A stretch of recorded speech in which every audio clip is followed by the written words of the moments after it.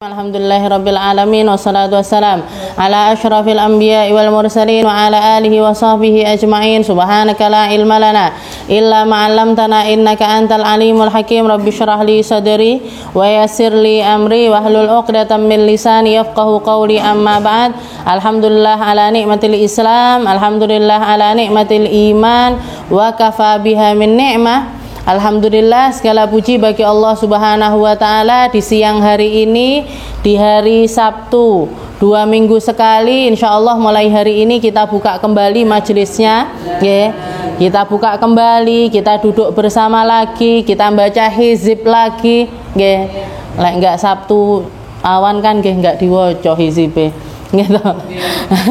Jadi kita nyari tahu tentang beberapa hal yang Allah Subhanahu wa ta'ala ajarkan lewat lisan para nabi, lewat lisan para ulama, lewat lisan hamba-hamba Allah ta'ala yang terpilih, dengan membaca kitab Bidayatul Hidayah, dengan membaca kitab karya dari seorang ulama yang sangat terkemuka, yaitu Imam Ghazali, Abil Hamid Al-Imam Abil Hamid Muhammad bin Muhammad Al-Ghazali. Jadi nama beliau Muhammad, abai namanya Muhammad, kakeknya juga namanya Muhammad. Maka dikatakan Muhammad ini salah satu arti dari lafadz Muhammad atau nama Muhammad adalah seseorang yang paling banyak hal yang bisa dipuji darinya. Jadi Nabi Muhammad ini manusia yang paling terpuji dan manusia yang paling banyak memuji Allah Subhanahu wa ta'ala. Jadi Nabi Muhammad itu perhatian dengan segala sesuatu, bahkan sampai perkara-perkara yang kita anggap sesuatu yang biasa, bagi Nabi Muhammad adalah sesuatu yang luar biasa. Diceritakan para sahabat pernah mendapati Rasulullah SAW tersungkur sujud. Ketika ditanya sama Nabi, ya Rasul, ini sujud apa? Katanya Nabi, saya sujud syukur. Kenapa kok sujud syukur ya Rasul? Karena tadi saya melihat seekor kera. Jadi ngelihat kera sujud Nabi. Kenapa? Karena ingat ketika Allah Subhanahu wa ta'ala mengatakan laqad khalaqnal insana fi ahsani taqwim. Manusia ini diciptakan oleh Allah ta'ala dengan bentuk yang paling sempurna. Makhluknya Allah ta'ala banyak. Kalau dipikir-pikir makhluknya Allah ta'ala banyak. Semuanya yo punya kepala, yo punya tangan, yo punya kaki, ya punya jantung, ya matanya 2, hidungnya 1, punya mulut dan lain sebagainya. Tapi modelnya kan reno-reno gitu. Nyamuk punya kaki apa enggak? Punya. Tangan yo duwe, malah ditambah duwe gini. Napa jenenge? Punya sayap. Manusia ndak punya sayap. Tapi lek pian dikongkon milih, pilih dadi nyamuk apa pilih dadi manungsa? Pilih dadi manusia. Setelah itu jadi Rasulullah ngelihat halnya seekor kera. Kera ini kalau dilihat organnya, bentuknya sama persis dengan manusia. Kalau ada hewan yang paling mirip dengan manusia, yuk kera. Tapi kalau sudah Allah ta'ala bikin jadi kera, modelnya jadi seperti itu, udah ndak kelamben, melayu kono, melayu kene, ndak isin gitu. Maka jadi Rasulullah sujud karena bersyukur dijadikan sama Allah ta'ala menjadi golongan manusia. Sujud karena ngelihat seekor kera. Beliau kalau makan sampai dijilat-jilat jari-jarinya. Ditanya sama para sahabat, katanya Nabi, fa ayyukum la tadruna bi ayyihimul barakah. Kalian tidak pernah tahu mana makanan yang akan bawa berkah untuk hidupmu. Kalian tidak pernah tahu dari lisan siapa doa itu dikabulkan sama Allah ta'ala. Kalian tidak tahu belajar dari mana yang akan bawa manfaat untuk kalian. Kalian tidak tahu langkah mana yang akan diperhitungkan oleh Allah ta'ala untuk menyelamatkan dirimu atau menyesatkan dirimu. Kita tidak pernah tahu. Semuanya punya kemungkinan. Maka Rasulullah ngambil kesempatan sekecil apapun, bahkan sisa-sisa makanan yang ada di ujung-ujung jari beliau itu beliau anggap jangan-jangan ada berkahnya di sini. Kalau sudah ada berkahnya, ini nanti yang bikin sholat saya khusyuk, yang bikin langkah saya benar, yang bikin pikiran saya itu padang, yang bikin hati saya gampang memaafkan, itu semuanya berkah. Berkah untuk saya, untuk badan saya, siapa tahu juga bisa membawa berkah untuk anak keturunan saya. Siapa yang tahu dari makanan yang saya makan ini nanti misalkan istilahnya jadi darah daging saya, jadi anak-anak saya, terus jadi anak-anak yang bawa berkah. Tidak pernah tahu.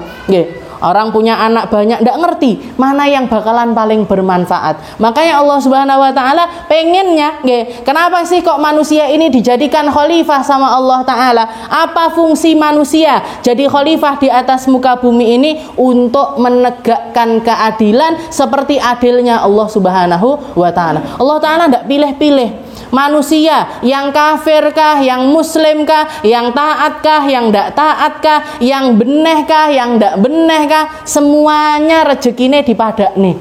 Nggih toh? Orang non muslim bisa kaya, orang muslim nggih iso sugih. Orang non muslim bisa punya jabatan tinggi, orang muslim juga bisa. Orang non muslim bisa punya anak-anak banyak baik-baik, orang muslim juga bisa punya anak-anak banyak dan juga baik-baik. Jadi dari segi duniawi, dari segi hal perkara dunia sama Allah Ta'ala disamaratakan. Maka Allah Ta'ala pengennya kita itu hidup dengan cara semacam itu. Adil di dalam kebaikannya, adil di dalam cara pandangnya, adil di dalam menegakkan hukum-hukum Allah di atas muka bumi ini. Salah satu hal yang kita usahakan untuk nyari selamat dunia, selamat juga akhirat kita tabarukan sama salah satu kitabnya ulama yang paling tersohor pada zamannya, bahkan julukan beliau adalah Hujjatul Islam. Kita sampai pada bab yang membahas tentang adabul isti'dad lisairis salawat. Jadi bab yang membahas tentang perkara-perkara persiapan kita untuk melaksanakan ibadah yang paling mulia, yaitu sholat. Salah satu hadiah terbesar bagi umatnya Rasulullah Sallallahu Alaihi Wasallam adalah adanya perkara sholat yang menata waktu-waktu hidupnya kita. Enek sholat subuh, biar apa? Biar kita bangun di pagi hari, biar kita beraktivitas di waktu ya matahari itu belum keluar. Di waktu matahari itu belum keluar, kita dijadikan hamba-hamba Allah Ta'ala yang punya perhatian untuk bangun di awal waktu agar lebih optimal kemanfaatan dari waktu-waktu kita. Subuh ada manfaatnya, zuhur juga seperti itu. Kita dikasih waktu sama Allah Ta'ala, kalian beraktivitas sampai siang, kalian beraktivitas sampai siang, maka sempatkan waktumu untuk istirahat.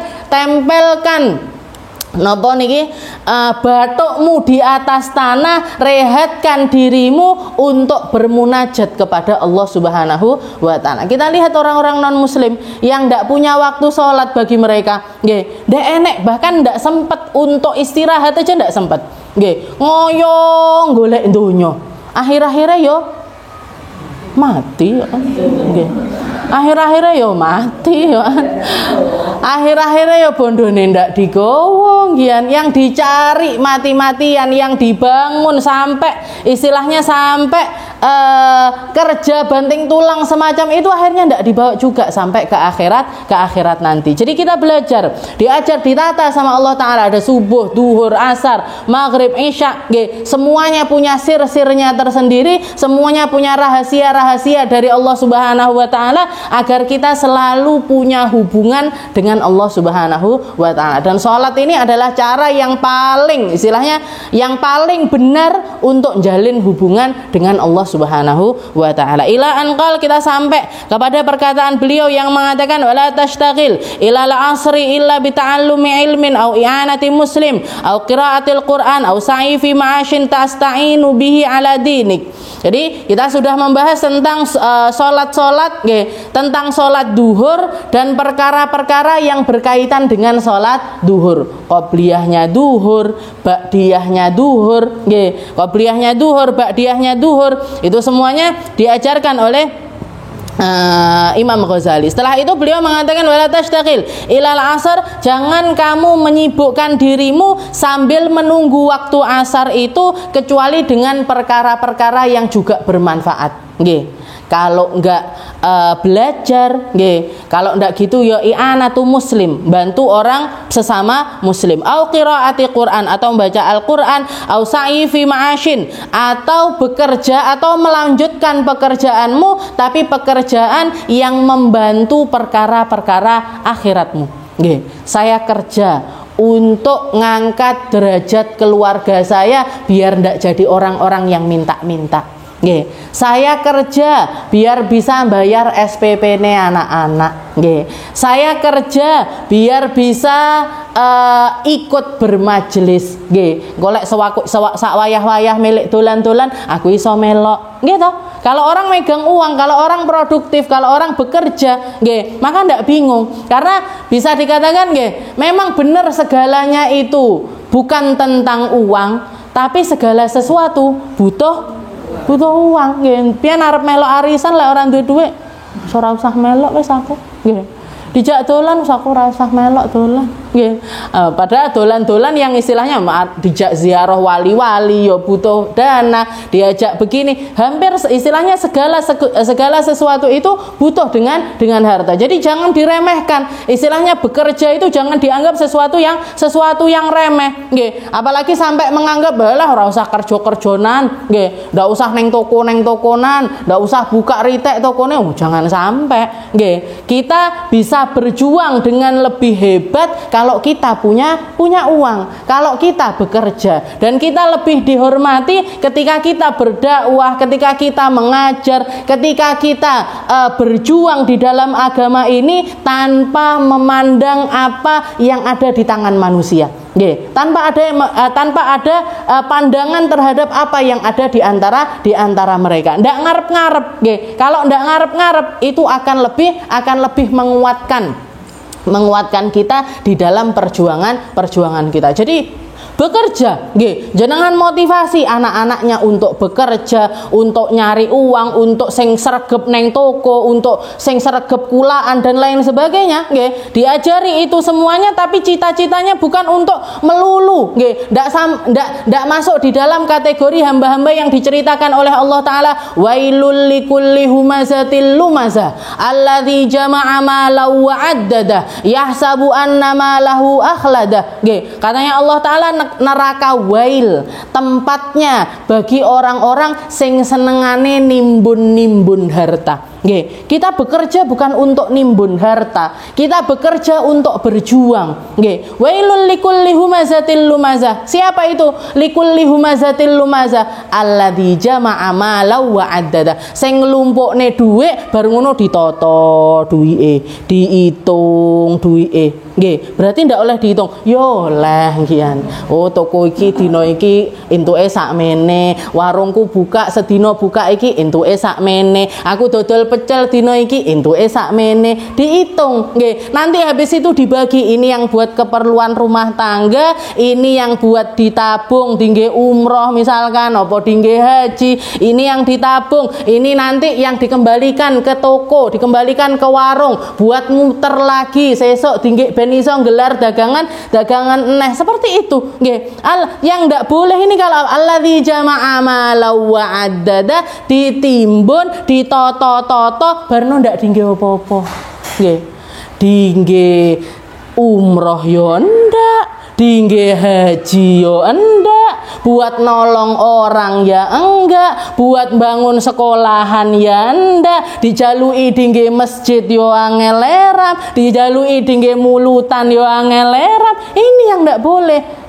Bukan alladzi jama'a malahu wa 'addada yahsabu anna malahu akhlada. Dikiranya itu hidup itu bakalan selama-lamanya. Ditimbun buka toko anyar, ditimbun buka toko anyar neh, ditimbun buka toko anyar neh, mati klutik entek tokone kabeh, didoli karo anak-anake. Nggih. Ya kalau anak-anaknya solih solihah, ya kalau anak-anaknya pengertian, ya kalau anak-anaknya iki punya bapakku, ini perjuangannya ibuku, tak pakai untuk neruskan perjuangannya mereka. Lek enggak, dipakai foya-foya, dipakai liburan ke Eropa, dipakai liburan neng gone Korea, neng Jepang dan lain sebagainya, nggih, entek resik ndak ninggalkan apa-apa lagi. Naudzubillahimin dzalik. Jadi di sini dibahas sama Imam Ghazali, sa'yin fi ma'ashin tasta'inu bihi ala dinik. Atau kamu teruskan. Jadi waktumu antara duhur sampai asar itu, kalau memang kamu masih jadi orang yang bekerja, kalau kamu memang seseorang yang masih butuh untuk bekerja ini maksudnya istilahnya saya ndak ada yang nanggung, misalkan nggih suaminya meninggal, nggih misalkan loh nggih suaminya meninggal, anak-anak ndak enek sing nyangoni dia, nggih akhirnya mau ndak mau dia harus bekerja, nggih mau ndak mau dia harus bekerja. Kalau misalkan memang ada yang istilahnya ada yang ngopeni, anak-anaknya pengertian untuk ngasih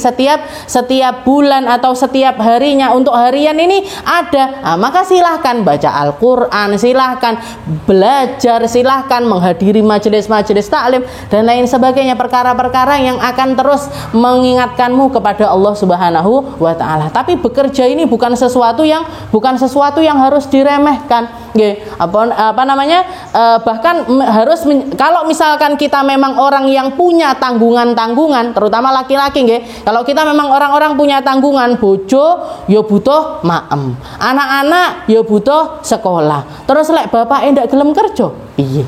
Ya toh, kan bingung akhirnya. Istrinya yang disuruh kerja, yo kerja, yo meteng, yo nyusoni, nggih toh. Mesakne wong wedok-wedok kerja iya, nggih yang nyari uang dia, yang hamil dia, yang nyusoni dhek, sing nyewoi dhek, sing masak dhek, sing resik-resik omah dhek. Terus bapake dingge apa? Nggih. Bapake urun apa? Nggih. Jadi bekerja, nggih, terutama para laki-laki. Istilahnya cambuk anak-anaknya jenengan, cucu-cucunya jenengan yang sudah gede-gede, yang sudah waktunya untuk bekerja, yang ngerti sama kewajiban mereka untuk mencari nafkah.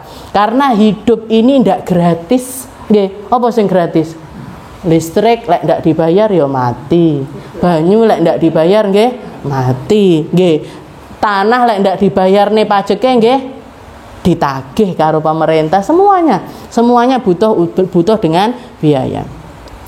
Tsumma wasalli arba'an qabla al-'asr. Setelah itu ketika menjelang masuk waktu asar atau ketika sudah masuk waktu asar, maka sempatkan untuk sholat 4 rakaat qabla al-'asr. Jadi namanya qobliyah asar. Jadi qobliyah asar itu 2 rakaat boleh, ya. Kalau mau yang jadi ada rawatib muakkadah, ada yang ghairu muakkadah, ya. Yang ghairu muakkadah itu yang boleh dilakukan tapi Rasulullah itu tidak terap melakukannya 4, tapi yang pasti 2. Nah, maka tapi di sini Imam Ghazali mengatakan sempatkan untuk sholat 4 rakaat sebelum asar. Fahiya sunnatun muakkadah, itu adalah sunnah yang dikukuhkan.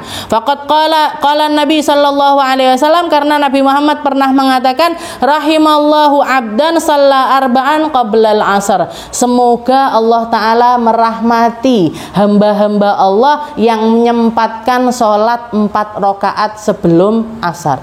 Nggih. Jadi 4 rakaat sebelum asar, katanya Nabi, semoga Allah Ta'ala merahmati hamba-hamba yang melaksanakan sholat 4 rakaat sebelum asar. Fajtahid ayyana laka du'a'uhu sallallahu alaihi wasallam. Maka usahakan agar dirimu itu dapat doanya Rasulullah sallallahu alaihi wasallam. Dan sholat asar ini persiapannya istilahnya Allah Ta'ala mengatakan hafidu ala salawati was salatil wusta wa qumu lillahi qanitin. Katanya Allah Ta'ala mengatakan jagalah, nggih, hafidu ala salawat, jagalah perkara-perkara salatmu, wa salatul wusta, terutama salat yang wusta. Nggih. Wusta niku napa? Yang ada di tengah. Nggih. Sholat yang ada di tengah. Para ulama menafsirkan yang dimaksud sholat yang ada di tengah itu adalah sholat asar. Jadi ada istilahnya Allah Ta'ala mewanti-wanti terhadap semua sholat. Tapi lebih mewanti-wanti lagi tentang perkara sholat asar. Tentang perkara sholat asar. Karena sholat asar ini kadang-kadang menjadi sesuatu yang sulit bagi orang-orang yang imannya itu naik turun, terombang-ambingi. Sholat asar ini biasanya aras-arasan, biasanya aras-arasan. Duhure duhure, kalau duhur biasanya orang masih melek, masih kerja. Asar ini biasanya wayahe layeh-layeh, hawane adem gitu. Ora tek panas, ora belum panas tapi juga belum masuk ke dingin. Salat asar wa qumu lillahi qanitin, dan jadilah kamu itu hamba-hamba Allah Ta'ala yang selalu taat kepada Allah. Jadi salat asar itu ada kekhususan, ada kekhususan di dalamnya. Bahkan Nabi Muhammad juga mengatakan ada golongan-golongan, ada golongan-golongan yang nanti di hari kiamat itu tidak dipandang sama Allah Ta'ala, tidak diajak ngomong sama Allah Ta'ala. Dipanggil tapi tidak dijak omong. Ini kan istilahnya ngeten. Lek pian, kalau kita masih dimarahi sama suaminya, bojone sik gelem ngomongi, sik gelem negur, sik gelem ngelingne, Kadang-kadang kita yo pegel yo andielingne, Pak pegel nggih andi seneni, Tapi itu berarti menunjukkan masih ada perhatian. Tapi lek wis dinengne, wis moh omong, moh ngomentari, moh ngelingne, moh kabeh, wis ditok netok, Disini dibiarkan sebiar-biarnya. Ini kan berarti nesune wis duk. Nesune wis duk.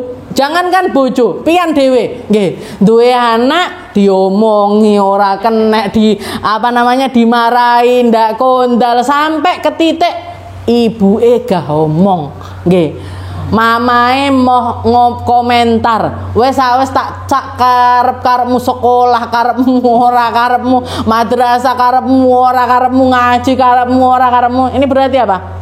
Marahe duk pisan. Nesune wes duk wes pegel, segala cara sudah dicoba ternyata tetap tidak bisa. Ini berarti itu. Nah, ini ada golongan-golongan yang sampai Allah Ta'ala itu manggil orangnya, karena seperti yang dikatakan oleh Nabi, nanti di hari kiamat itu setiap hamba akan dipanggil satu persatu menghadap Allah Ta'ala. Laisa bainahu turjuman, jadi tidak ada penerjemah di antaranya, tidak ada penghalang antara diri hamba tersebut dengan Allah Subhanahu wa Ta'ala. Tapi ada hamba-hamba yang setelah dipanggil tidak dijak omong yo endak, didelok nggih endak. La yandurullahu ilaihim wa la yukallimuhumullah. Allah Ta'ala tidak bicara sama mereka, tidak mau memandang kepada mereka, didelok endak. Siapa itu? Dikatakan, katanya Rasulullah, mereka adalah orang-orang yang melakukan halful kadzib, yang bersumpah dengan sumpah-sumpah bohong setelah asar. Jadi mereka sumpah bohong ini dosanya sudah besar. Kalau dilakukannya setelah asar, dosanya double-double. Benci sekali Allah Ta'ala dengan orang-orang yang melakukan keburukan setelah asar. Bibar asar itu termasuk waktu yang istimewa. Apalagi kalau di hari Jumat. Apalagi kalau di hari Jumat. Makanya habis asar setelah Jumat itu disebut dengan Sa'ah Fatimiyah. Waktunya Sayyidah Fatimah. Kenapa kok dinamakan Sa'ah Fatimiyah? Karena di waktu tersebut dikatakan Sayyidah Fatimah selalu menyendiri, duduk sendirian, zikir, baca Al-Quran, baca sholawat dan lain sebagainya sampai maghrib, tidak mau diganggu siapapun. Karena diambil, Rasulullah pernah mengatakan di hari Jumat itu ada satu waktu, ada satu saat di mana Allah Ta'ala itu kalau ada orang doa di waktu tersebut, doa terus nepati waktu tersebut, tidak mungkin tidak dikabul. Dan pengabulannya itu selalu istilahnya diawalkan. Maksudnya gini, kalau orang ini menginginkannya untuk terjadi di dunia akan jadi dikabulkan ketok moto, istilahnya gitu. dikabulkan dan terjadi di dalam kehidupan orang-orang tersebut. Minta apa aja di hari Jumat itu ada satu waktu, kalau orang doa terus nempati waktu tersebut tidak mungkin ditolak sama Allah Ta'ala, dan dikabulkannya itu di dunia seperti itu. Nah, para ulama mengatakan kapan toh waktu nih dari hari Jumat itu yang ada yang mengatakan pas khotib naik ke atas mimbar, ada yang mengatakan habis subuh, macam-macam. Tapi di antara semua perkataan-perkataan tersebut, para ulama meyakini kalau waktunya itu adalah habis asar. Kenapa? Melihat dari apa yang dilakukan oleh Sayyidah Fatimah yang selalu meluangkan waktunya habis asar ini, tidak mau diganggu siapapun untuk melakukan ibadah-ibadah. Jadi ba'dal asar. Nah, juga tahdidnya yang luar biasa itu tadi, ketika Rasulullah mengatakan ada golongan hamba-hamba yang tidak diajak ngomong sama Allah Ta'ala, tidak dipandang sama Allah Ta'ala, yaitu orang-orang yang melakukan sumpah bohong setelah asar. Setelah sholat asar. Jadi luar biasa waktu asar niku. Makanya sekolah-sekolah kadang-kadang juga para ulama membiasakan untuk dibuka itu habis asar. Dari mulai zamannya dulu nenek moyangnya pian-pian kabeh, madrasah bukanya kapan? Enak sing buka bar duhur. Padahal mungkin zaman dulu sekolah-sekolahnya tidak sampai siang-siang, jam 10 sudah pulang, jam 11 sudah pulang. Kenapa kok tidak sekolahnya dimulai habis duhur, kok dimulainya habis asar? Ngambil waktu keistimewaan dari asar, ngambil. Jadi kalau kita lihat amaliyahnya orang dulu, tidak enak sing salah. Apa yang dilakukan orang-orang dulu kita tahu ataupun tidak tahu tentang kenapa kok melakukannya di waktu itu, kenapa kok bacanya gitu, kenapa kok rutinitasnya dibentuk seperti itu. Kita tidak tahu ataupun tahu, mesti ada alasan kenapa kok dibikinnya itu seperti itu. Wala tashtaqil ba'dal asri illa bimithli ma sabaq qablahu wala yanbaghi an takuna awqatuka muhmalah.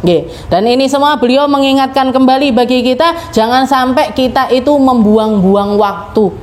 Waktumu itu adalah modal utamamu untuk mendekat kepada Allah Subhanahu wa Ta'ala. Kalau kita masih dikasih umur sama Allah, kalau kita masih dikasih sehat sama Allah, kalau kita masih dikasih kesempatan sama Allah Ta'ala, jangan sampai kita sia-siakan. Fatashtaqil fi kulli waqtin bimattafaqa kaifattafaq. Jadi jadikanlah setiap waktu-waktumu itu, habis subuh muka, sebelum duhur muka, habis duhur muka, asar muka, maghribmu, jadikan tartib bagi dirimu yang kamu itu istilahnya bar ngene bar ngene aku mau begini, habis gini aku mau begini. Jangan waya ngene yo ngene, waya ngono yo ngono. Jangan gitu, tapi kita tartibkan, setelah itu kita susun sesuai dengan rutinitas kita. Maksudnya kalau misalkan kita jenengan ibu-ibu, kadang-kadang kan, aku dino Senin jadwalnya jam sekian itu wayahe semaan Quran misalkan, wayahe semaan Quran. Hari Selasa waktunya opo, pengajian opo, hari Rebonya sholawatan, hari ininya kan ada kan, undangan akikoh lah, undangan sunatan lah, undangan, kan banyak kan aktivitas seperti itu.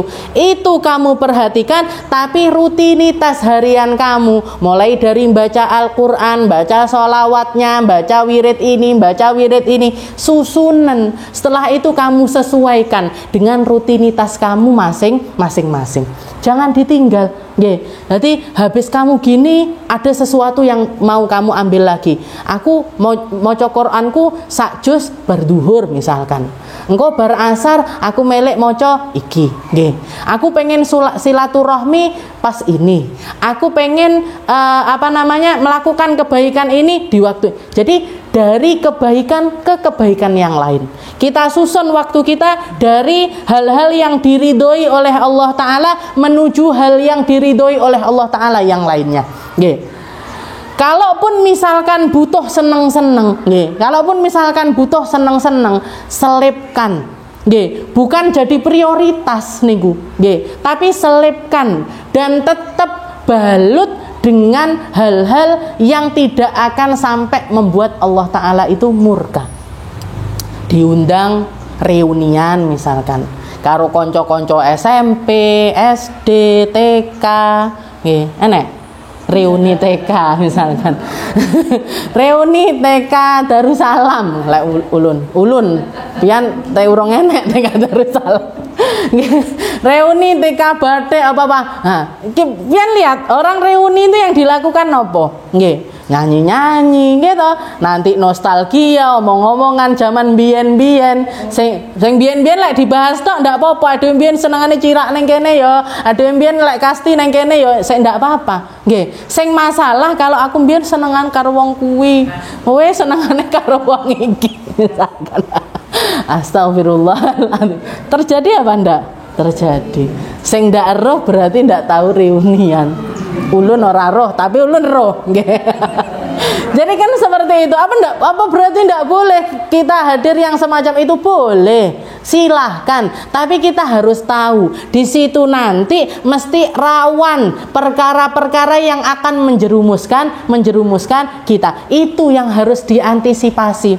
Pakaiannya yang tertutup, dandanannya ndak usah nemen-nemen.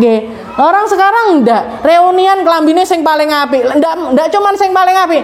Nawah itu tuku kelambi, nggih. Nawah itu aku arep hadir reuni tuku kelambi anyar, tuh beli tas baru, beli sandal baru, dandannya ke salon dan lain sebagainya.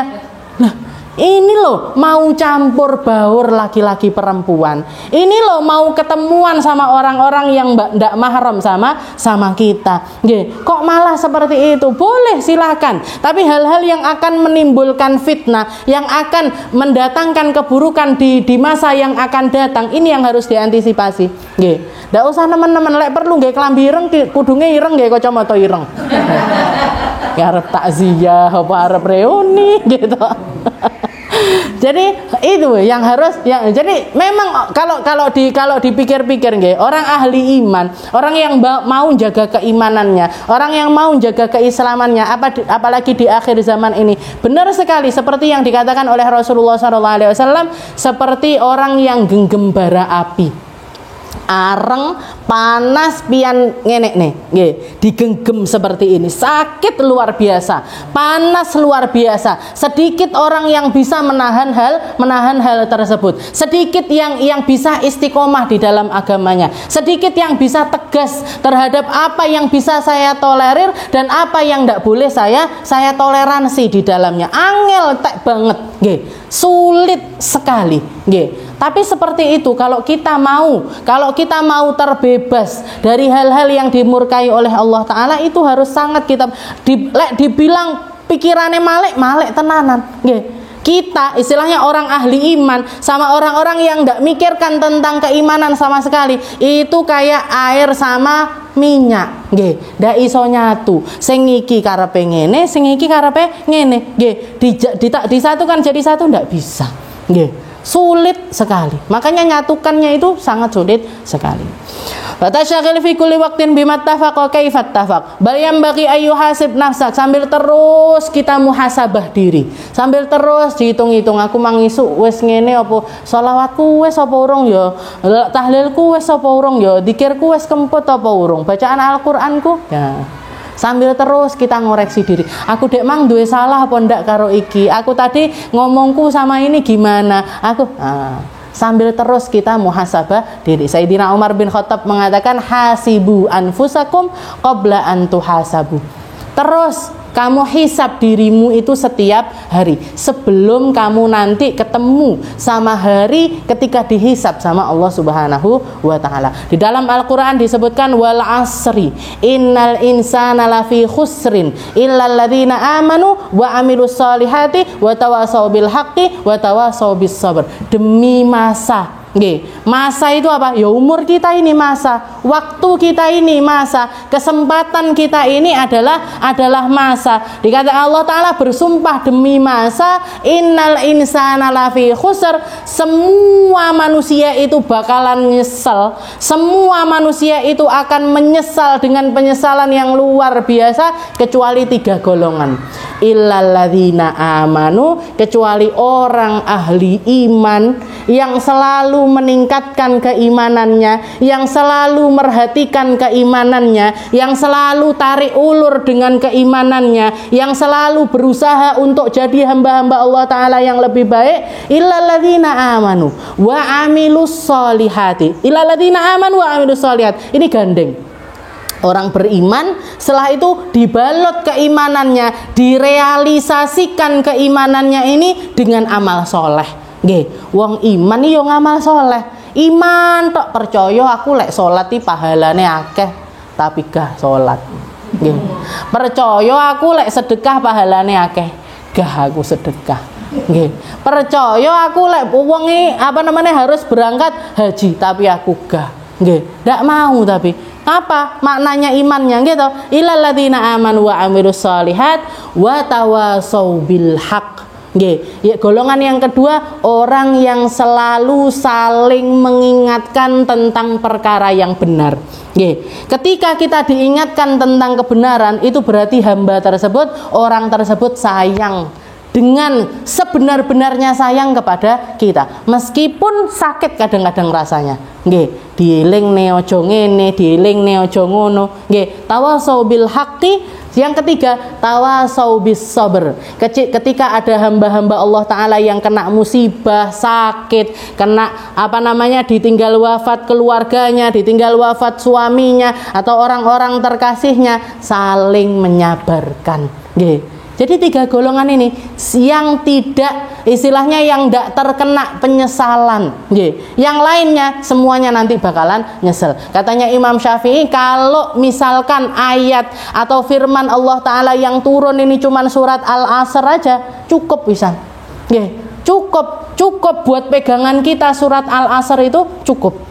Kalau orang ngerti maknanya, kalau orang mentadaburi makna-maknanya, kalau orang yang jadi pegangan ini, demi masa waktu saya ini adalah sesuatu yang paling berharga dalam diri saya. Wal asri innal insana lafi khusr.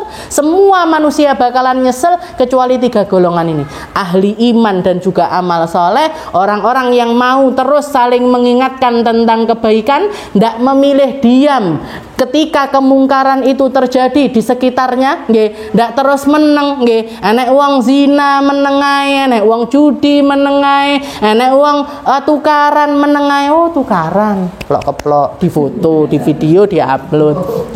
Ada orang ada orang saling ngomongin sesuatu yang buruk, menengai, melok omong. Jadi ini nggak ada kebaikan di dalam komunitas yang modelnya seperti itu. Aku apik dewe, wong ngarepe elek sak karepe.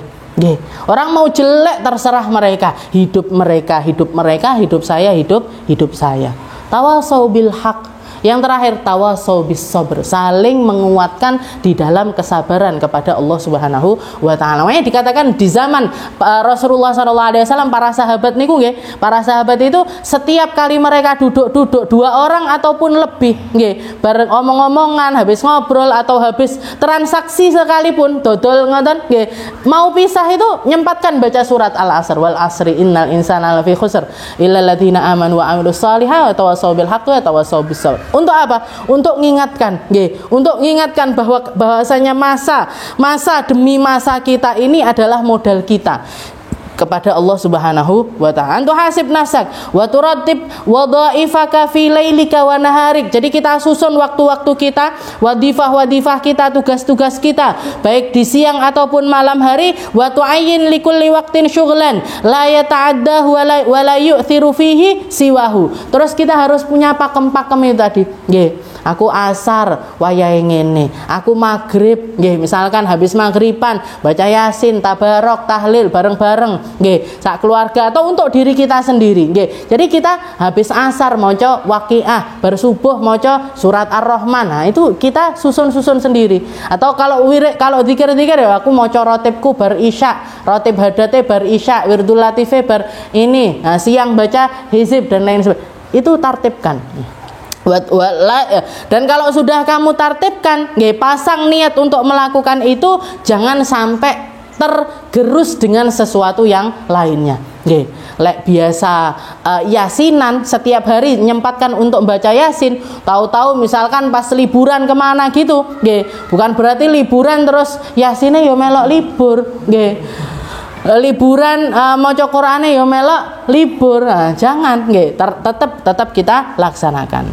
Fa bihi tadharu barakatul awqat. Di situ nanti akan keluar berkah dari setiap waktu. Nggih, akan keluar berkah dari setiap waktu. Fa amma man taraka nafsahu muhmalan sudan ihmalal bahaim. Kalau misalkan orang menjalani kehidupannya ini penuh surprise. Penuh surprise nggih. Terus pokoknya dino iki ya dino iki. Nanti apa yang saya temui hari ini ya itu yang saya lakukan, nggih. Nah, jadi cuman berlalu gitu aja waktunya, ndak ada istilahnya tugas-tugas yang dilakukan untuk diri mereka sendiri. Maka ini yo modelane yo koyo al-bahaim. Di sini bukan saya loh ya yang ngomong, nggih. Imam Ghazali loh nggih yang ngomong. Itu orang hidupnya kayak hewan, nggih. Tangi turu, sing didelok iki ya kuwi sing dipangan. Nggih. Misalkan harimau ketemune rusa ya makan rusa, ketemunya kelinci ya makannya kelinci, ketemunya ini. Nah, manusia ndak boleh kayak gitu, nggih. Manusia ndak boleh kayak gitu. Jadi kita tertibkan hidup kita dengan perkara kerja, nggih. Kerja juga seperti itu. Saya pengennya kerja ini. Saya sudah punya pekerjaan ini. Yaitu dilakukan secara optimal, nggih. Jangan terombang-ambing dengan sesuatu yang lainnya, nggih. Dan harus tegas di dalam hal tersebut, nggih. Aku hari ini sekarang ini waktunya kerja. Kalau kamu ngajak rutinan misalkan, rutinan sekalipun, ya dilakukan di waktu-waktu yang ndak pas jam kerja. Nggih, lek wayahe kerja, wayahe dijak rene ya rene, dijak rono ya rono, ndak karu-karuan no. Nggih to. Ndak karu-karuan ini pekerjaannya ini karena orang kerja itu nggih butuh istiqomah. Misalkan pian dodolan rujak misalkan, nggih, sedina dodol, sisuke ndak. Sisuke dodol neh, sisuke ndak neh. Iki orang mau datang, buka apa ora ya kira-kira rujake. Nggih. Aku ben rono tutup, bisa jalan kerjaannya? Ndak bisa. Nggih. Harus istiqomah. Jadi kerjaan ya kita istiqomah. Di dalam kebaikan kita juga harus ada pakem-pakem di dalam hal tersebut. La yadri bima yastaqbil kulla waqt. Nah, orang-orang kayak gini, orang yang enggak punya pegangan wirid, enggak punya pegangan kebaikan di dalam dirinya, nggih, mereka hidup enggak ngerti apa yang harus saya lakukan setelahnya. Fatan qadi aktar auqatihi dha'i'ah. Maka pasti, nggih, bisa dipastikan kebanyakan waktunya ini bakalan terbuang sia-sia. Nggih. Orang kalau ndak punya pakem-pakem semacam itu, ndak duwe pegangan wirid, ndak punya pegangan rutinan, ndak punya pegangan guru, ndak punya pegangan prinsip, ndak punya pegangan apapun di dalam dirinya, bisa dipastikan hampir seluruh waktunya ini bakalan terbuang sia-sia. Aku nyapa yo ngene nganggur-nganggur. Ngafe ae lah. Aku nyapa yo ngene nganggur-nganggur. Ngejim lah wong-wong saiki, nggih, ngafe, dolan rene, karaokean rene, ngunjungi warung bakso ini, enek warung buka rono, enek warung buka neh rono neh, enek warung buka neh rono neh. Padahal ning omah nggih masak nggih. Kan aneh gitu. Nah, orang kayak gini pasti bisa dipastikan hampir seluruh waktunya ini terbuang sia-sia. Bukan cuman umurnya yang terbuang, hartanya juga terbuang, cara pandangnya juga terbuang, prinsip dirinya juga terbuang. Yolek komunitasnya ini orang-orang baik. Kalau ternyata komunitasnya itu ndak baik, nggih, makan nati, tukaran karo iki, habis waktunya cuman dipakai untuk hal-hal yang semacam itu. Makanya ulun lek majelis selalu tak ingatkan, wayahe ngaji Bu. Lek wis bubar ndang bubar, pulang ke rumah masing-masing, temuin suami masing-masing, didik anak masing-masing, kerja dengan kerjaannya masing-masing yang serius, nggih. Jangan terus berene, lanjut nganduk kene, berduhur nganduk rene, berasar nganduk rene. Kok salate mampir ning masjid iki. Apa ini? Nggih. Jadi doi akhirnya kebanyakan waktunya mereka akan terbuang sia-sia. Wa auqatuka umruk, padahal waktumu adalah umurmu. Wa umruka ra'su malik, dan umurmu itu adalah modal terbesarmu. Nggih, modalmu untuk mendekati Allah Subhanahu wa taala. Wa alaihi tijaratuk, dan kalau kita mau nganggep waktu kita itu adalah modal kita untuk bertransaksi kepada Allah Ta'ala. Ya Allah, sekarang ini, di waktu ini saya ngaji, tolong dibeli pengajian saya, tolong dibeli duduknya saya untuk ngaji, tolong dibeli bacaan hizibnya saya tadi, tolong dibeli niat saya taklim tadi, tolong dibeli. Jadi kita sedang bertransaksi kepada Allah Ta'ala, tidak sia-sia. Dibeli ya Allah, ini yang saya persembahkan, kasih saya bayaran dengan bayaran yang setimpal. Kasih saya bayaran dengan bayaran yang setimpal. Dan siapa yang lebih bisa membeli mahal selain Allah Ta'ala? Bojone jenengan, misalkan, Pak, aku mang wis ngaji sak jam, dikai hadiah titik toh. Piro paling ngekei hadiah? 50.000, 100. Terus kowe tak kek kis tok ae. Nggih. Tak kasih iyum aja, tak kasih. Cuman gitu paling balesnya. Tapi kalau Allah Ta'ala yang ngasih balesan, nggih, disiapkan rumah di surga, disiapkan istana di surga, ditanami dengan pohon-pohonan yang indah, dikasih fasilitas-fasilitas yang luar biasa. Segalanya Allah Ta'ala kalau ngasih, kalau kita transaksinya sama Allah Ta'ala yang maha membalas sesuatu dengan di atas atau bahkan berkali-kali lipat dari apa yang bisa kita bayangkan. Tidak nyampe pikiran kita untuk nyari tahu seberapa besar bayarannya Allah Ta'ala atas setiap kebaikan-kebaikan yang kita lakukan.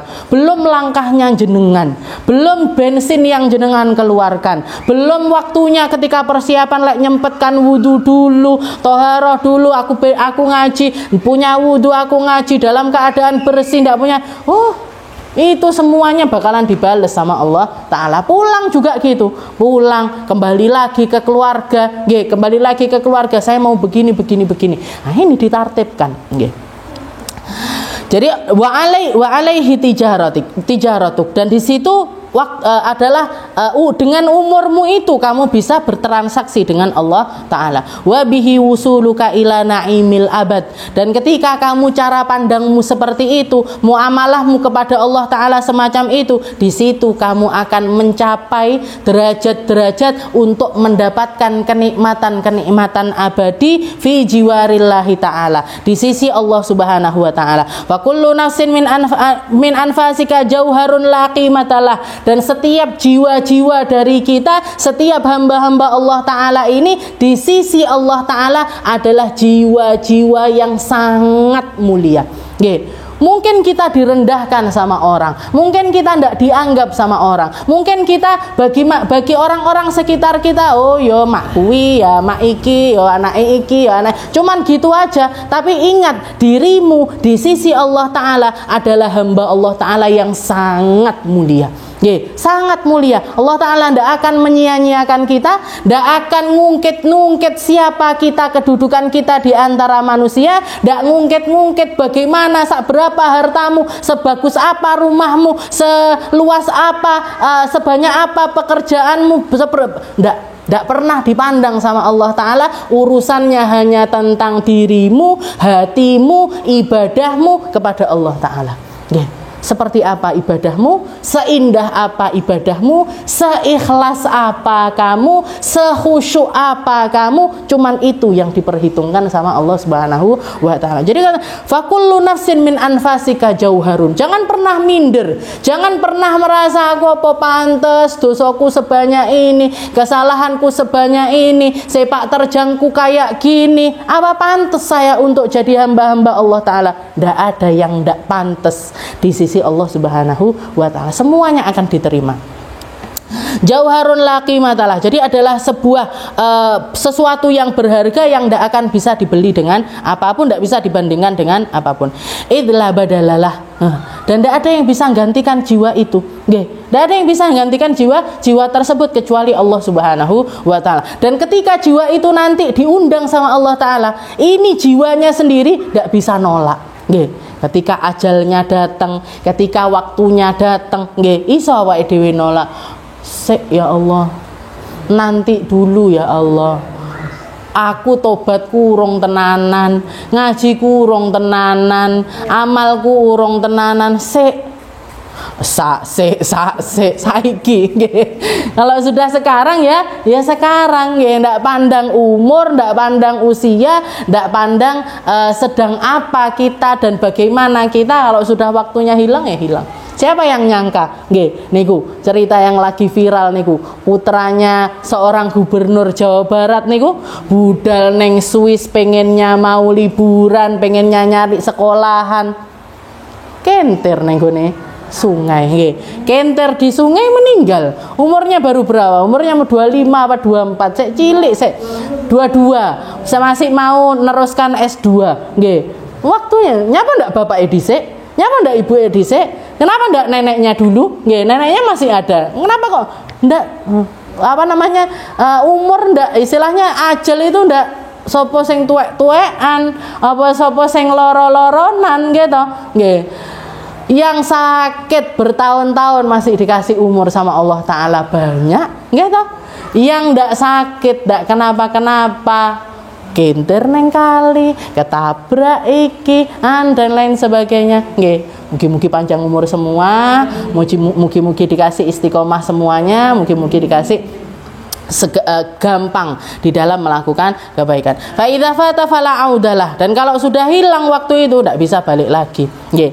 Fala takun kalhum kalladzi yafrahuna fi kulli yaumin bi ziyadati amwalihim ma'a nuqsani a'marihim. Maka jangan sampai kita jadi hamba-hamba Allah Ta'ala yang dungu, jadi hamba-hamba Allah Ta'ala yang bodoh, jadi hamba-hamba Allah Ta'ala yang enggak faham-faham, yang enggak ngerti-ngerti. Alladzina yafrahuna fi kulli yaumin bi ziyadati amwalihim, yang cuman seneng-seneng karena bertambah harta setiap harinya, yang cuman gembira-gembira dari waktu-waktunya, yang cuman nyari seneng-senengnya diri dengan pakaiannya, dengan perhiasannya, dengan tasnya, dengan bajunya, dengan sandalnya. Jangan sampai kita jadi hamba-hamba bodoh yang semacam itu, padahal di setiap hal yang kita nyari kesenangan diri, di waktu itu juga amal kita tergerus, di waktu itu juga kerasnya hati datang, di waktu itu juga kita jadi lalai sama sholat kita lalai untuk ngaji, kita lalai untuk belajar, kita lalai untuk memperbaiki diri, kita lalai untuk lebih sabar, kita lalai untuk lebih khusyuk, kita lalai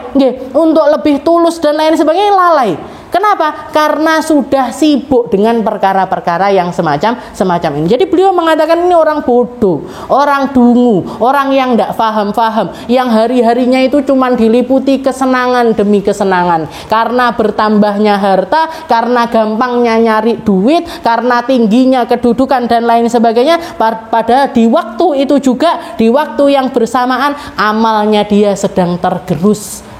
Amalnya dia sedang tergerus, kedekatannya sama Allah Ta'ala semakin jauh, dia semakin menjauh dari orang baik, semakin menjauh dari hamba-hamba Allah Ta'ala yang dipilih sama Allah, semakin lalai dengan perkara-perkara yang akan diperhitungkan sama Allah Ta'ala nanti di akhirat, yang akan menyebabkan keselamatannya dia di hari akhirat. Jangan sampai jadi hamba yang seperti itu. Fa ayyu khairin fi malin yazidu wa umrin yanqus. Lalu kebaikan apa yang akan didapat bagi orang-orang yang hartanya nambah terus tapi umurnya kelong, gitu. Kalau kita lihat setiap hari-hari kita, setiap hari yang kita lalui, umur itu pasti kurang, amal belum tentu naik, kebaikan belum tentu naik, kefahaman belum tentu naik. Terus yang sebodoh-bodohnya orang ini yang gimana? Yang umurnya terus berkurang, amalnya juga terus berkurang. Nggih, neng donyo ketoke seneng, neng akhirat senep. Nggih. Neng donya seneng tapi di akhirat senep sak senep-senepe. Nggih, nyari golongan sama siapa? Ndak daftar. Ngaji Selasa yo ndak daftar, ngaji Jumat yo ndak daftar, semaan Quran yo ogah, dijak tibaan yo emoh, dijak ziarah yo ndak gelem, terus nyapo. Nggih, fa ayyu khairin fi malin yazidu wa umrin yanqus fala tafrah illa bi ziyadati ilmin aw amal. Kalau kita mau gembira-gembira, kalau kita mau senang-senang, silahkan bergembira atas ilmumu yang bertambah, atas amalmu yang bertambah. Silahkan gembira. Alhamdulillah aku iso katam seminggu pisan misalkan. Alhamdulillah saya bisa ngaji setiap hari. Alhamdulillah sholawatku dino iki sekian. Nggih. Alhamdulillah saya bisa silaturahmi ke sini. Alhamdulillah iso njaluk donga karo kiai iki. Itu yang kita harus gembira. Nggih. Silahkan gembira, terus bersyukur atas hal tersebut, boleh. Nggih. Bersyukur aku perayaan, duduk perayaan ulang tahun, nggih. Tapi perayaannya karena maulidan misalkan. Wah, wong seneng-seneng karena kelahirannya Nabi Muhammad, kita ikut seneng, kita ikut gembira di situ. Silahkan gembira. Ndak, istilahnya umat muslim itu bukan berarti ndak oleh gembira, boleh. Nggih. Tapi bergembiralah sesuai dengan kegembiraannya Allah Subhanahu wa taala. Fadzakirhum bi ayyamillah. Allah taala mengatakan di dalam Al-Qur'an, ingatkan, kasih peringatan, cari tahu tentang hal-hal untuk memperingati hari-harinya Allah. Nggih, hari-harinya Allah itu apa? Ya di hari di mana ada sesuatu yang terjadi, kebaikan ataupun peringatan di dalam agama Islam, di waktu tersebut kita ikut gembira, silahkan. Hari Idul Fitri gembira, gawe kelambi anyar, gawe kelambi apik, kelambi sing pantes, macak dan lain sebagainya, silahkan. Hari raya Idul Adha nyembelih kambing, bagi-bagikan hewan kurban, bar ngono milik masak-masak, bakar-bakaran, silahkan. Nggih, silahkan. Bahkan sama Allah taala dikasih kesempatan sampai 3 hari. Nggih, ndak oleh poso gitu. Hari raya Idul Adha sampai 3 hari setelahnya yang namanya Ayyamut Tasyrik itu sama Allah taala diharamkan. Haram poso. Wayahe wong seneng-seneng malah poso. Nggih, silahkan makan. Pokoknya ojo akeh-akeh lek duwe darah tinggi, nggih. Duwe darah tinggi maem sate kambing 50 tusuk misalkan. Yo wis langsung mlebu rumah sakit bar kuwi. Nggih to. Jadi tetap gembira boleh, nggih, tapi sesuai dengan porsinya masing-masing. Fala tafrah illa bi ziyadati ilmin aw amal. Jangan bergembiralah dengan bertambahnya ilmumu, bertambahnya amalmu. Fa innahuma rafiqaka yashabanika fil qabr. Karena 2 hal ini, ilmu sama amal ini akan menjadi yang menemani kamu di alam kuburmu. Nggih, duduk bojomu, duduk anakmu, duduk putumu, duduk selimutmu, duduk kasurmu, yang akan menemani kamu di alam kubur adalah 2 hal ini, ilmu sama amal. Nggih, ilmu kita, amal kita yang akan masuk bersama-sama dengan kita di alam kubur. Haitsu yatakhallafu anka ahluka wa maluka wa waladuka wa asdiqauka. Ketika kamu ditinggalkan oleh semua yang kamu miliki dari keluargamu, hartamu, anak-anakmu, sahabat-sahabatmu, kabeh ninggalne kamu ketika kamu masuk ke liang lahat. Sahabat sejati misalkan, milik janjian misalkan, kita sahabatan ya sehidup semati, kamu mati aku melok mati, nggih. Kamu mati aku melok mati. Kalau aku yang mati duluan, kamu juga harus ikut mati. Mati salah satunya gelem sing sijine. Aku engko sik ae. Yo tak cisi wis kuburan sebelahmu, tapi aku engko sik, nggih. Ndak mau dikon ngancani yo ndak gelem. Tsumma idza sarrati syams fajtahid an ta'ud ila al-masjid qabla al-ghurub wallahu a'lam bis-shawab. Kita lanjutkan di pertemuan yang selanjutnya tentang amal-amal menjelang salat maghrib. Ini tadi sebelum asar dan setelah sholat asar. Wallahu a'lam bishawab.